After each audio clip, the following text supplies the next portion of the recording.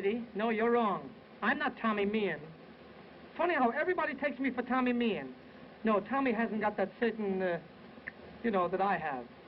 But it's a funny thing. For a man that's good-looking as I am, I get the homeliest girls. I just canceled a girl of mine, yes. Homely? Oh, you've heard about people's faces being wrinkled? Hers was a court edict.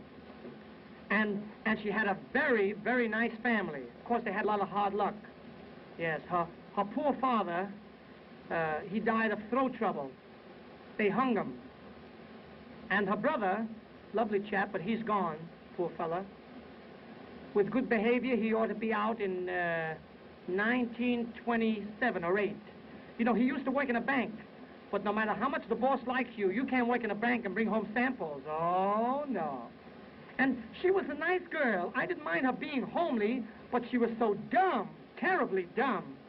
Well, she was so dumb, they had to burn down the schoolhouse to get her out of the 2nd grade. Can't beat that. Well, enough about her. I think I'll recite. That's it. I feel poetical. There was a man who loved the bees. He was their earnest friend. He used to sit upon their hives, but they stung him in the end. Thank you. I knew you'd like it. Now I think I'll sing. It's the safest thing for me to do. Mr. Olson, would you play something for Eddie? Do that, will you?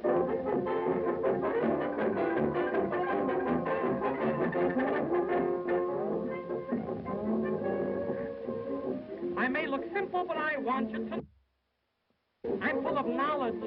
I'm right at home with brainy men, and then my wisdom I show. But when there's clever girls around, I get up and go. Those educated babies are a bore. I'm going to say what I've said many times before.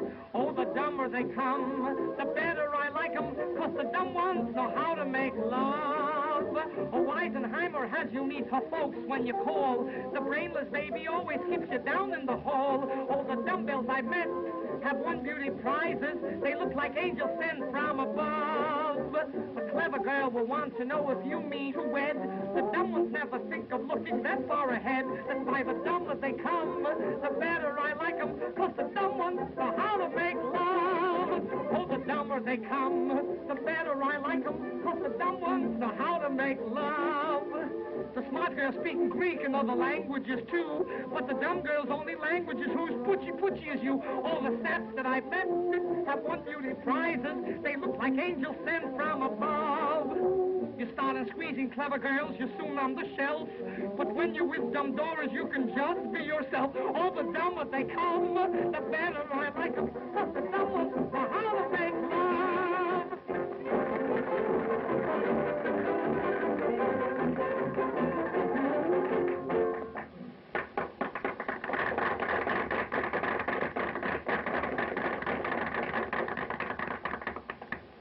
I deserve it. I'll bet you thought I was all through. No such luck. I must finish this. Oh, before I forget, yesterday I went down to the Pennsylvania Railroad station to wait for a train from Philadelphia. And standing alongside of me, right in a little place where you make the trains for Philadelphia, was a Jewish man and a little boy. And it seems that this boy must have aggravated his father because his father kept hitting him. He kept saying to him, "I could give it to you for the 2nd time." Finally, a man passed and said, "Cut it out, mister. Don't you hit that boy again or I'll make trouble for you. Hear that? I'll make trouble for you." This fellow turned around and said, "You're going to make trouble for me. Last week, my wife ran away with the janitor. Yesterday, I failed in business. My baby's got measles, and he swallowed the tickets to Philadelphia, and you're going to make trouble for me?" You seem to like this story so well, I think I'll tell you another story of a gentleman of Hebraic faith. Last year, the week before Christmas, you remember we had the week before Christmas last year, I was going on the train from Chicago to San Francisco on the Overland Limited. That's an express train that goes directly from Chicago to San Francisco. And the first day out, seated alongside of me, was this little fellow, kept moaning to himself like this. "Oi, oi." And the next day out, he repeated the same thing. He says, "Oh, basement." And when he did it the 3rd day, I went over to him. I said, "Mister, please excuse me for butting in, but I want to help you. Tell me why. Why do you keep moaning like that?" He says, "Oh, It's already the third day I'm on the wrong train. Well, I think I'll sing again now. Won't hurt. Mr. Olson, again, won't you play a little something for Eddie?